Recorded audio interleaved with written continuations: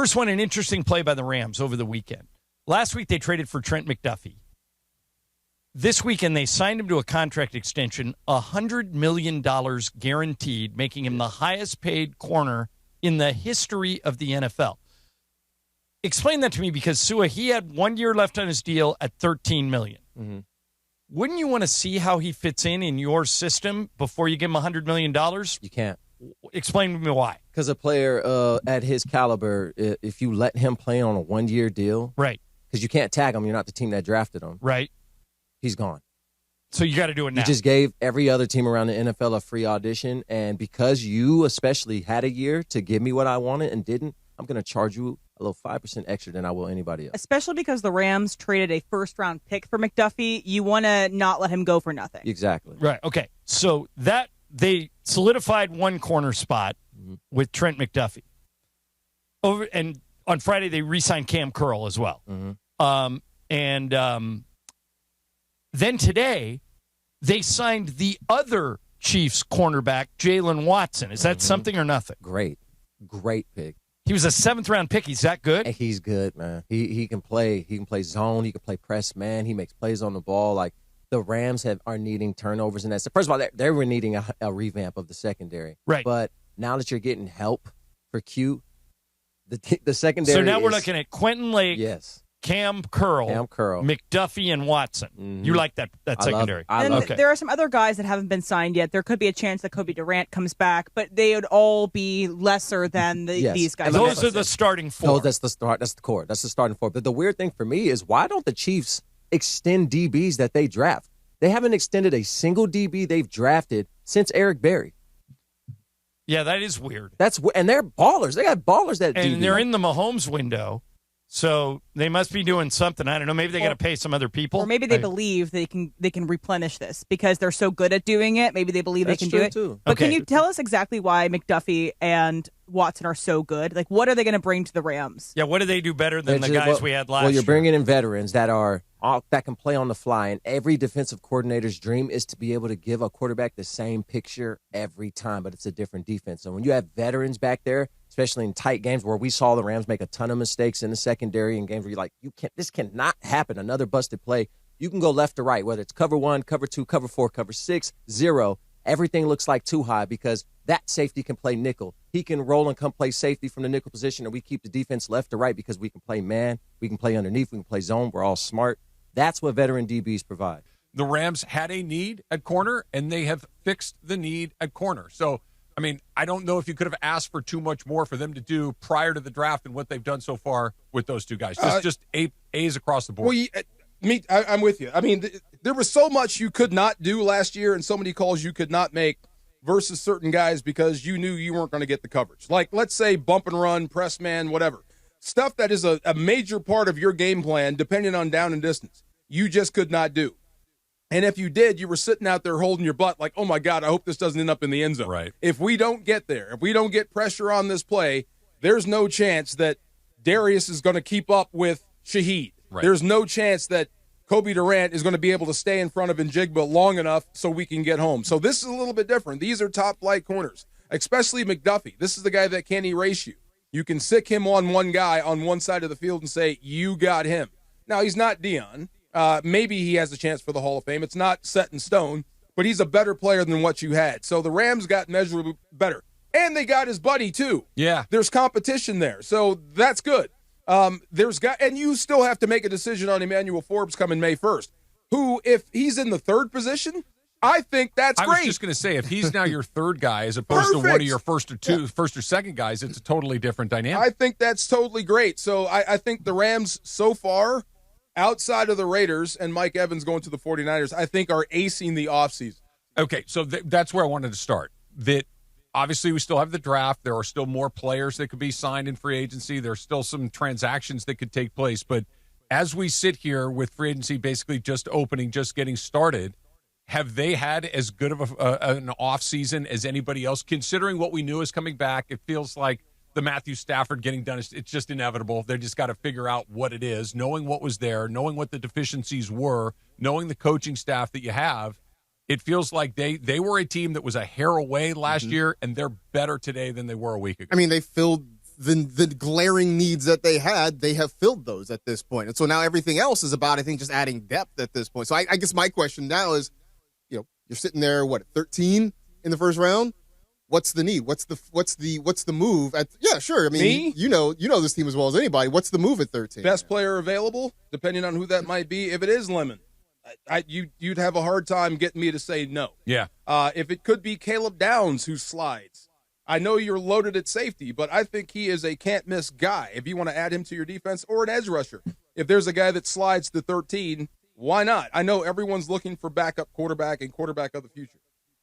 If Ty Simpson is there, what do you guys think, Marcus? Ty Simpson as the second quarterback off the board at number 13. That seems a bit rich. high. That seems rich. Thank you. I'm not doing it. I do think they need for a guy that's not going to play. I think they need to draft a quarterback, but I think you spend a day 3 pick on a quarterback and just sort of kick the tires on. Like, I would say if I'm Leslie and I draft a day 3 quarterback this year, maybe next year I look at a day 2 quarterback. Like, I take a couple swings at that and figure out who the next guy is. I'm with you. But I'm not spending a first because I don't think beyond Mendoza, I'm not sure there's a guy I like in the first round. And you can never have enough edge rushers. And this draft is loaded with them. So if you're thinking down the road, if Byron Young becomes too rich, and at some point you're going to have to pay Jared Verse. And what do I keep saying about Jared Verse? Love him now, because at some point you probably won't be able to afford him. Mm-hmm. You might as well keep that deck stacked as much as possible. Josiah Stewart is a starter. He just comes off the bench. So why not, if you could, add another one at 13 to get better? That's going to help you. So I think it's dealer's choice at this point. I want to go back to the quarterback for a second. And I think the Ty Simpson thing is really interesting. And here I have 2 things I want to talk about. Number one, I've always had this theory of I would take a quarterback in every draft. I literally would. I would just, and I'm not saying you spend a first day pick on him or even a second day, but I would take one almost every single year and see if you can't stumble into a Brock Purdy. And just kind of, Brock Purdy was Mr. Irrelevant. He's the last pick in the 7th round. And I'm not saying that those picks aren't valuable. They are, but if this is the most important position on your football team, to continue to try to, shoot the moon and get a guy. So, but what if you already got the guy? You got both. You got your guy and you've got the backup. Okay. I would still do it anyway, because if you get the right guy, like I think Purdy's a perfect example. You never know what circumstances are going to present itself to you where that guy may become either A, a player that you need to actually use, or B, somebody that you can trade for something else. So I like what you were suggesting, Marcus, about maybe taking a player later in the draft to see if you can, catch lightning in a bottle. The only thing that I would throw in Ty Simpson specifically, and I'm not a draft expert on what he does well or doesn't do well or what he needs to improve on in these, whatever. What I do know is if Sean McVay and Les Snead like him, then I do think you do it. Because that's one of those, when the Rams are very unlikely to have the 13th pick in the draft next year. They're going to be a good team. They're going to be a playoff team. They're going to be somewhere in the high teens to the 20s, if not in the 30s. So this is a rare opportunity by the trade that they made with the Falcons last year to be much more close to the top of the draft than they'll typically. If that's a guy like, look, that's our guy, let's go get him. I get it. It takes a first-round pick off the, to your point, D'Marco, he's never going to play. But if that's the guy that you think, hey, listen, he is the next guy after Matthew Stafford, I would do it. You would erode the culture immediately. It would be like Green Bay and Aaron Rodgers. Stafford would be like, what the hell are you doing? Yeah, except that Green Bay still wins, and they got a quarterback. But you got a chance to go all in this year. That's the reason you signed a guy to the highest deal ever for a cornerback. You're going all in now. Get people that can help. You're right. If you want to spend a second day or your 4th or 5th, what do you got left in the draft? I'd have to look. Okay, yeah, whatever else. There's not a ton. And I'm with you on that. Yeah. I would try to restock that cabinet as much as possible, but you need to go get a playmaker at 13. You need a guy that's going to make a difference, not later, now. It's a compelling argument. You got to compete with San Fran. You got to compete with the defending champion in your own freaking division. I get it. You better get somebody in here. But if you can do both at the same time, like Green Bay did, right, where all of a sudden, hey, Aaron Rodgers, what is he, 20th, something like that? Like, hey, let's just take him. Will it piss Brett Favre off? Yeah, probably. And will it get messy? Yeah, probably. Same thing with Jordan Love. But what the Packers have never had to do is start back at zero with quarterbacks, just running a bunch of guys. But who else was the best team in the division outside of them? Yeah. I mean, like I said, the best team in the league is in your division. You are looking up to Seattle, and they're going to improve. Not with Kenneth Walker in Kansas City. Well, I mean, they still got Charbonnet. By the way, I don't know if you saw, they just re-signed Rashid Shaheed. 3 years, $51 million. I said, how much is he going to cost? That's a lot of money for a kick returner. It is. I think, that's the thing, where you can't sign certain guys. We're having this discussion with DeAndre.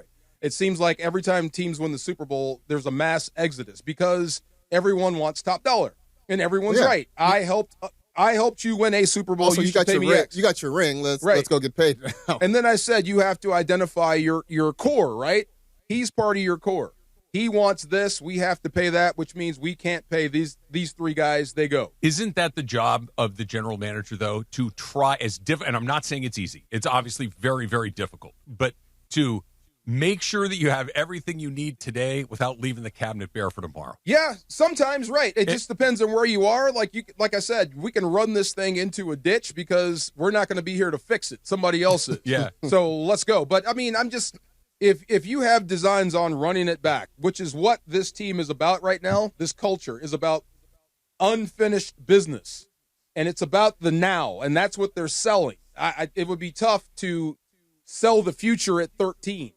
And pass up on guys that could be helping and you now. Better be right. That's what I'm saying. And it better be in the center of the bullseye because if it's it's not really. If it just to pick a name especially that if he sucks. Yeah. If it's Trey Lance, it's like what the hell did we just do to ourselves? But if it is McCarthy, Aaron Rodgers or if it is Jordan Love, then all of a sudden it's like, hey, look, we've the number one need, we've got that covered. And if you had those two guys in the draft, Aaron Rodgers, Jordan Love, and Ty Simpson, it would go 1, 2, 3. Of course. Yeah. I'm not saying he's on their level. I'm saying the circumstances are similar. Right. The upside, though, drafting a quarterback in the first round.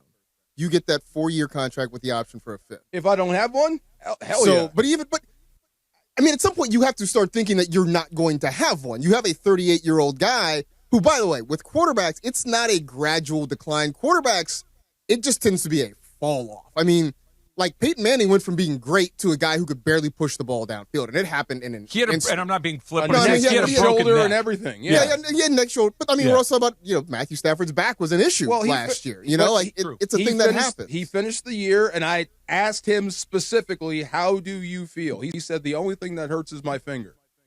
That's what I mean. He came through this season great, so he's going to hit the offseason running. So he's still that guy. So I would go all in. I'm with you. If I had a guy that was aging or falling off the cliff and I had some doubts, of course I'd take one in the first round.